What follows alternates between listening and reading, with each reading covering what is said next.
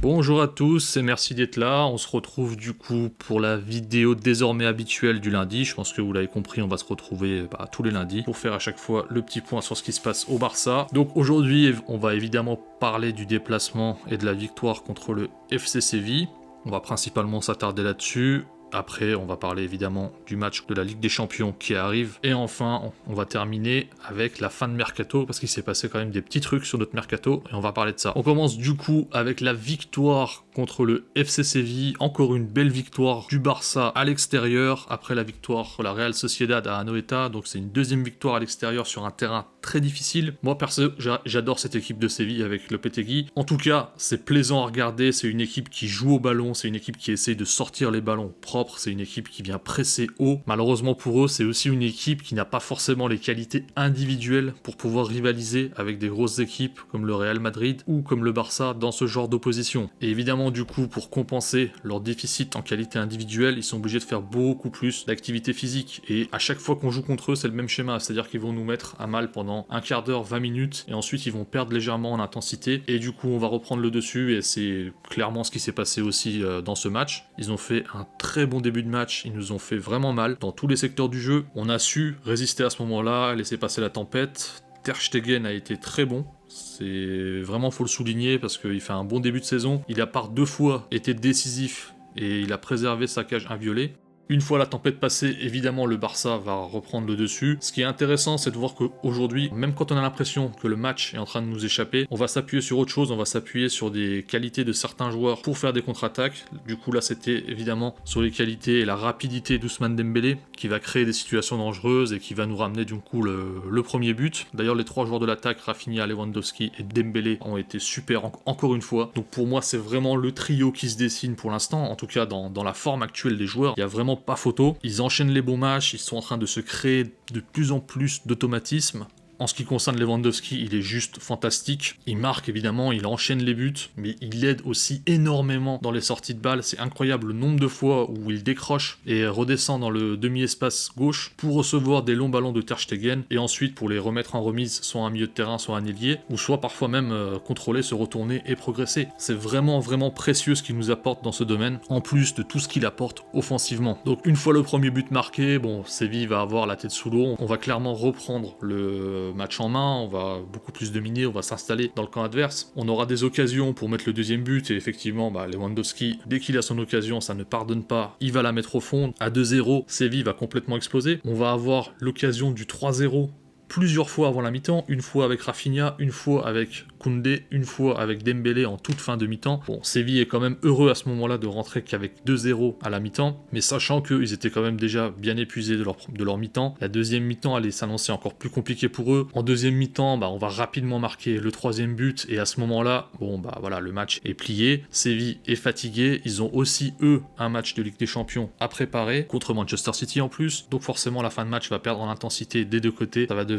beaucoup moins intéressant. Et c'est là où en fait j'ai un coup de gueule pour nos remplaçants, parce que dans ce genre de match, c'est tout à fait normal en fait que les titulaires qui ont fait les efforts pendant 50, 60, 65 minutes, ils lèvent le pied en fin de match à 3-0 en pensant à la Ligue des Champions, mais les remplaçants qui rentrent, sachant que maintenant en plus on a la possibilité de faire 5 changements et Xavi va faire des changements dans ce sens, il sort Lewandowski, il sort Pedri et il sort Dembélé, 3 joueurs qui seront titulaires, 3 joueurs qui sont essentiels aujourd'hui pour le FC Barcelone, donc on les sort pour les reposer et on fait rentrer nos remplaçants. Et dans cette configuration-là, c'est les remplaçants qui doivent faire plus d'efforts que les titulaires. Pour moi, c'est tout à fait normal. En plus de ça, on a également fait rentrer Jordi Alba et Sergi Roberto, qui sont censés être des joueurs expérimentés, etc. Eux aussi, ils doivent avoir un apport. Mais au final, les remplaçants n'avaient pas beaucoup plus d'apport que ça, comparé aux titulaires. Dans le jeu sans ballon, le joueur qui a été le plus actif sans ballon, c'était Gavi, alors que c'était un titulaire et qui courait sans cesse depuis le début du match. Et dans le jeu avec ballon,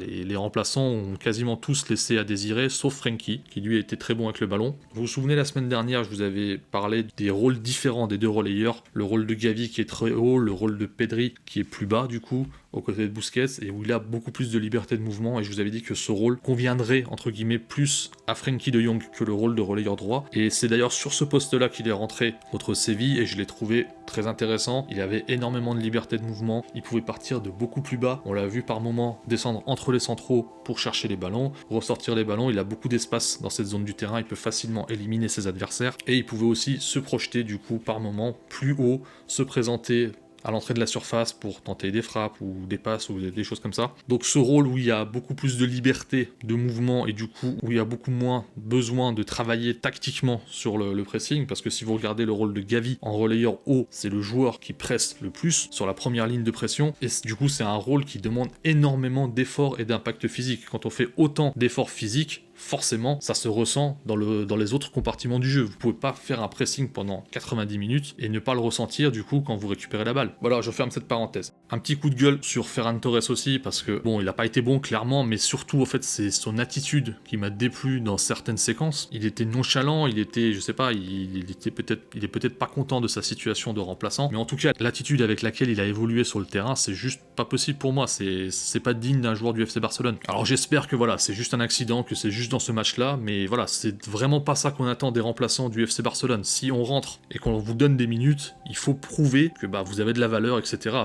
Voilà, vous allez jamais devenir titulaire en jouant comme ça c'est clair et net. Autre joueur qui a fait un très bon match pour moi, c'est Jules Koundé, qui revenait dans son stade, devant son public. Il a fait 2 assists, il a fait un bon match, très bon match même dans l'ensemble. Je trouve qu'en latéral droit, il a du mal par moment. C'est normal, c'est pas du tout son poste. Quand il a été replacé en défense centrale après la sortie d'Eric Garcia, moi, il m'a régalé. Je pense que c'est vraiment dans ce poste-là que j'ai envie de le voir.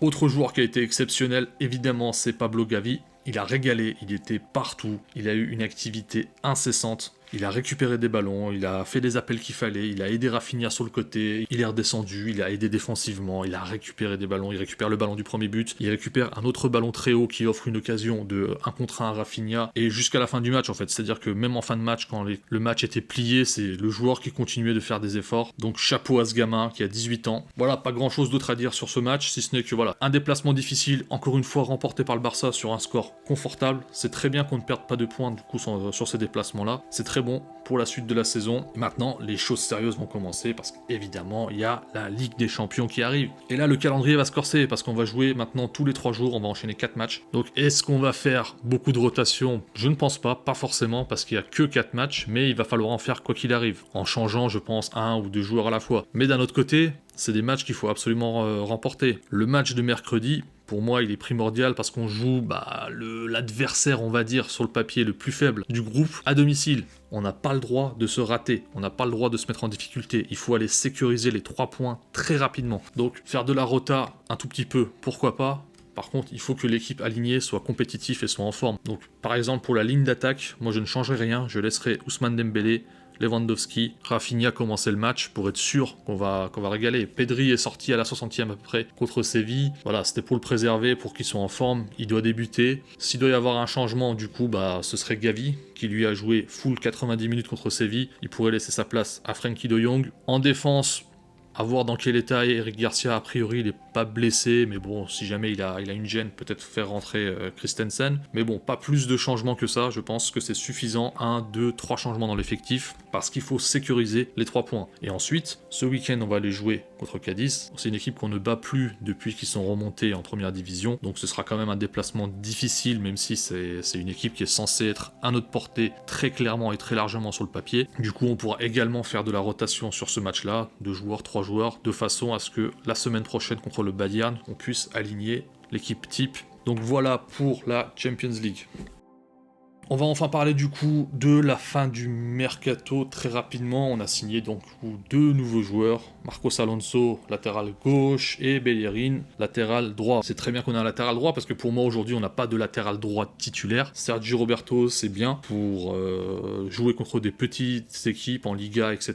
Dans les grands matchs je ne pense pas que ce soit une solution. D'ailleurs on le voit, il n'est pas aligné dans les matchs sérieux par Xavi. Donc c'est très bien qu'on ait une nouvelle option sur le côté droit. Sur le côté gauche on a Baldé actuellement qui est en train d'enchaîner les matchs, qui a commencé à mettre Jordi Alba sur le banc, mais Baldé c'est un joueur très jeune, mais forcément il manque d'expérience et dans les grands matchs il pourrait être mis à mal. Et c'est ça le danger, c'est-à-dire que si on ne compte que sur Baldé, au premier match où il va se louper contre une grosse équipe, la presse va le détruire, ça va être dur pour lui psychologiquement et Jordi Alba va regagner du crédit. Donc le fait d'avoir une autre option comme Marcos Alonso, un joueur plus expérimenté, je trouve que c'est très bien, déjà pour la rotation, et ensuite, du coup, pour créer une vraie rivalité et de vraies alternatives à Jordi Alba, qui lui, pour le coup, même contre Séville, quand il est rentré, il a rien montré. Voilà, c'est tout pour aujourd'hui. J'ai essayé de faire bref sur tous les sujets. Donc la Champions League arrive très très vite, ça va être très intéressant. Et on va enchaîner les matchs, du coup on va essayer aussi d'enchaîner les vidéos. Merci à tous pour votre soutien, on se retrouve donc très vite. Très bonne journée, très bonne semaine à tous.